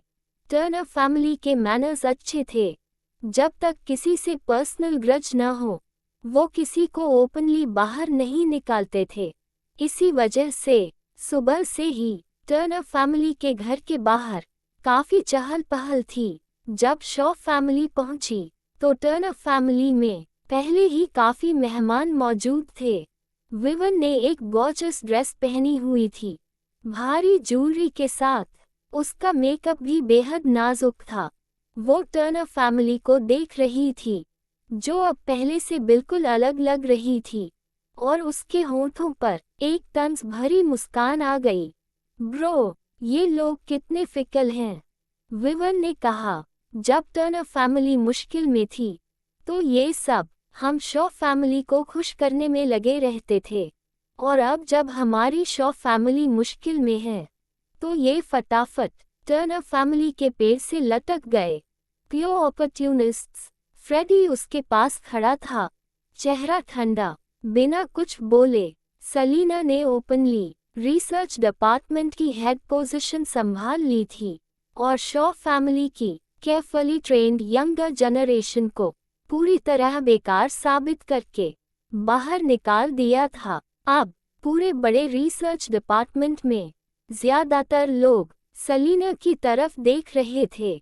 शॉ फैमिली के कुछ लोग अभी भी वहां बचे हुए थे, लेकिन सलीना के मेथड्स और एबिलिटीज के सामने उन्हें बाहर निकाल दिया जाना सिर्फ टाइम की बात थी। शॉ फैमिली का रिसर्च डिपार्टमेंट खोना तय था, और रिसर्च डिपार्टमेंट पर कंट्रोल खोने का मतलब रिसर्च इंस्टीट्यूट में शॉ फैमिली की आवाज खत्म। लेकिन सलीना का राइज यही रुकने वाला नहीं था। एक रिसर्च डिपार्टमेंट उसके लिए काफी नहीं था। एक बार जब वो उसे पूरी तरह पकड़ लेगी तो शॉ फैमिली की बाकी ताकतों पर भी हाथ डालेगी। और जिस दिन सलीना सफल हो गई, शॉ फैमिली 4 बड़ी फैमिलीज की लिस्ट से सीधे बाहर हो जाएगी। ये मानो एक साइकिल था। 20 साल पहले शॉ फैमिली ने टर्नर फैमिली से जमीन छीनकर कैपिटल की 4 बड़ी फैमिलीज में जगह बनाई थी। 20 साल बाद टर्नर फैमिली ने अपनी जमीन वापस ले ली और शॉ फैमिली का पुरानी हालत में लौटना तय था। लेकिन जिन्होंने टॉप पावर का स्वाद चखा हो, वो दोबारा सेकंड रेट एरिस्टोक्रेटिक फैमिली बनने को कैसे एक्सेप्ट कर सकते थे। शॉ फैमिली के पास रिसर्च डिपार्टमेंट वापस पाने का इकलौता चांस डायना के हाथ में था। जिस दिन डायना सीक्रेट पर्ल खोलने में सफल हो गई, उस दिन सलीना चुपचाप मर सकती थी, और अगर सेलिना मर गई तो टर्नर फैमिली में ऐसा कौन बचेगा जो उनसे रिसर्च डिपार्टमेंट छीन सके। फ्रेडी ने अपनी आंखों में छुपी किलिंग इंटेंट को दबाया और टर्नर फैमिली के गेट की ओर बढ़ गया। शॉ फैमिली के लोग भले ही टर्नर फैमिली से नफरत करते हों, लेकिन वो टर्नर फैमिली द्वारा बनाए गए नाम और दौलत के पावरफुल नेटवर्क को इग्नोर नहीं कर सकते थे। विवन ने फ्रेडी की ठंडक देखी और मुठियां भींच ली। सेलिना के कैपिटल लौटने के बाद पूरी शॉ फैमिली डर के साए में जी रही थी। उसके भाई को सेलिना के हाथों लगातार नुकसान उठाना पड़ा था, खास तौर पर इस बार जब रिसर्च डिपार्टमेंट भी चला गया। फैमिली के अंदर कुछ लोग फ्रेडी को ही दोष दे रहे थे। वो चाहते थे कि फ्रेडी को तुरंत हटाकर उसकी जगह खुद बैठ जाएं। विवन को वो सब याद आया जो उसने और उसके भाई ने झेला था, और सेलिना के लिए उसके दिल में नफरत और गहरी हो गई, खास तौर पर इसलिए भी क्योंकि सेलिना ने उससे वो आदमी भी छीन लिया था जिससे वो प्यार करती थी। उस औरत के बारे में सोचते हुए और उस दवाई की बोतल को याद करते हुए जो उसने उसे दी थी, विवन की आंखों में एक अजीब सी चमक उभरी। उसने उंगलियां भींची और धीरे धीरे टर्नर फैमिली के गेट के अंदर कदम रख। हॉल के अंदर पैट्रिक का चेहरा फीका पड़ा था। वो नीचे नजर झुकाए एक एक करके आने वाले मेहमानों को देख रहा था। टर्नर फैमिली शिखर भी देख चुकी थी और सबसे निचला दौर भी। इन सब की अब उन्हें आदत हो चुकी थी। जब उसकी नज़र शॉ सिबलिंग्स पर पड़ी, पैट्रिक की आंखें गहरी हो गईं। उसने ठंडे लहजे में आदेश दिया, शॉ फैमिली पर नज़र रखना। रिसर्च डिपार्टमेंट को वापस पाने का पूरा श्रेय सेलिना को जाता था। अगर सेलिना को कुछ भी हो जाता तो रिसर्च डिपार्टमेंट की कमान बिना शक किसी और के हाथ में चली जाती। शॉ फैमिली की बेरहम फितरत को जानते हुए अगर ऑस्वाल्डो यहाँ मौजूद न होता तो फ्रेडी कब का सेलिना पर हाथ डाल चुका होता। बटलर ने शॉ फैमिली को देखते हुए 20 साल पहले की यादों को याद किया, जब टर्नर फैमिली सबसे मुश्किल दौर में थी और शॉ फैमिली ने उनकी ताकत को बेरहमी से बांट लिया था। उसकी आवाज़ बर्फ की तरह ठंडी थी। निश्चिंत रहें यंग मास्टर, टर्नर फैमिली के अंदर कोई भी मिस सेलिना के बारे में गलत सोचने की हिम्मत नहीं करेगा। पैट्रिक ने फ्रेडी से नज़र हटाई और देखा लियोन हैटी को साथ लिए अंदर आ रहा था। हैटी का सेलिना से अच्छा रिश्ता था और वो अक्सर टर्नर फैमिली आती रहती थी, इसलिए उसका आना कोई हैरानी की बात नहीं थी। लेकिन लियोन, पैट्रिक ने जैसे ही लियोन को पास आते देखा, उसकी आंखें फिर से सख्त हो गईं। हैटी ने दोनों के बीच अजीब सा तनाव महसूस किया और हाथ हिलाते हुए बोली, ब्रदर, मैं सेलिना को ढूंढने जा रही हूँ। लियोन ने उसके सिर पर हाथ फेरा। जाओ। हैटी के जाते ही पैट्रिक ने धीमी आवाज में पूछा, मिस्टर रिडल, क्या आपने कोई फैसला कर लिया है? भले ही रिडल फैमिली ने पहले टर्नर फैमिली पर सीधा हमला नहीं किया था, लेकिन नव्या और सेलिना के कारण पैट्रिक के दिल में उनके लिए कोई अच्छी भावना नहीं थी, खास तौर पर तब जब लेडी नव्या की मौत की सच्चाई सामने आई। रिडल फैमिली की रेप्यूटेशन एच कंट्री में पूरी तरह गिर चुकी थी। लियोन मुस्कुराया, लेकिन उसकी आंखों में जरा भी हंसी नहीं थी। मुझे आपसे कुछ पूछना है। पैट्रिक ने उसके लहजे में अजीबपन महसूस किया और भौहें चढ़ा लीं। क्या? लियोन ने उसकी आंखों में सीधे देखा। क्या आपने सच में इन सारे सालों में उसके अस्तित्व के बारे में कुछ भी नहीं जाना? पैट्रिक हल्का सा हंसा। मिस्टर रिडल, क्या आपको लगता है कि इस दुनिया में हर कोई डैफ्नी और मैडक्स जितना बेरहम और दिल से खाली होता है? वो लोग अपने ही खून को करीब 20 साल तक तड़पते हुए देखते रहे, बिना एक बार पूछे, बिना एक बार हाल जाने। लेडी नवेल के साथ भी वही क्रूरता, और सेलिना के साथ भी। लियोन चुप रहा। पैट्रिक की आवाज़ और ठंडी हो गई। अगर टर्नर फैमिली को सेलिना के बारे में पहले पता होता, तो शायद मैं उसे वापस नहीं लाता, लेकिन मैं ये ज़रूर करता कि वो एक कैफरी, खुशहाल जिंदगी जिए, ना कि सिर्फ जिंदा रहने के लिए संघर्ष करे। लियोन ने उसकी बर्फीली नज़र से बचते हुए कहा, आई एम सॉरी, लेकिन पैट्रिक के चेहरे पर कोई नरमी नहीं आई। तुम कहना क्या चाहते हो? लियोन ये सवाल बिना वजह नहीं पूछता। अगर वो पूछ रहा था, तो उसने रिडल फैमिली से जुड़ा कुछ न कुछ जरूर खोज लिया था। लियोन की ठंडी नज़र टर्नर फैमिली के गेट को पार करती हुई दूर आसमान की ओर चली गई। मैं बस ये पूछना चाहता हूँ, क्या लेडी सेलिना बचपन में कभी कैपिटल आई थी? हैटी को रिडल फैमिली में मिली उस डॉल से जुड़ा कोई भी सुराग ढूंढने के लिए लियोन ने हर मुमकिन तरीका आजमा लिया था।